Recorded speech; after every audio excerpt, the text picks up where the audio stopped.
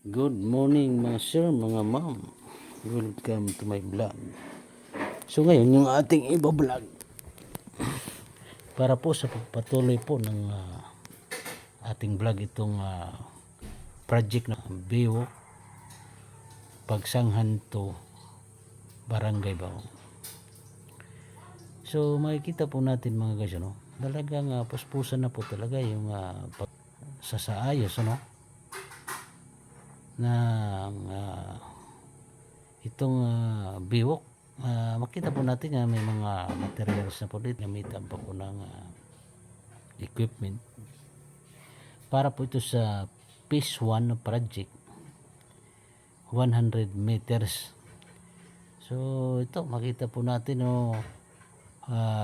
mayroon ng equipment, kaso lang hindi makakapurma talaga ng ang pagtatrabaho po talaga dito. Kailangan po itaon po talaga sa low tide. Pag ganito, pag high tide talagang hindi talaga, limited po yung galaw ng ating mga workers kasi dahil po sa mataas yung tubig. So ito pong nakikita nating bako mga guys, hindi po akalain ng driver, talagang tuloy-tuloy lang po siya papunta doon sa para sana isaayos yung mga natibag na mga simento doon na isang tambak.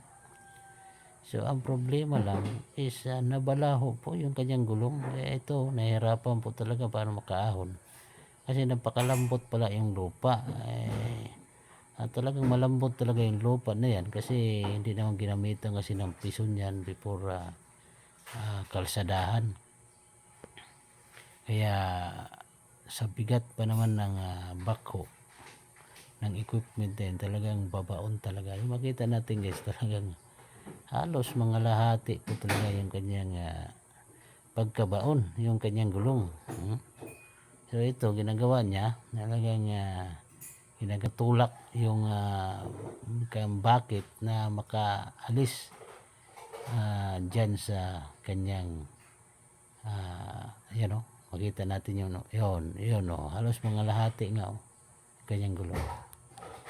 So yun nga mga guys, update para dun sa mga ating kababayan na nandyan sa Maynila, sa ibang panig ng mundo, na ito po yung project ngayon ng LGU Pagsanghan, itong Biwok expansion papuntang Bangon, na kung ating titingnan talagang napakahaba talaga ito. Kung ito na kasalukuyang biwok, mga nasa mahigit 2 kilometers galing doon sa Burak papunta Bangon. So napakaganda siguro tignan guys. Pag natapos ito, pwede tayo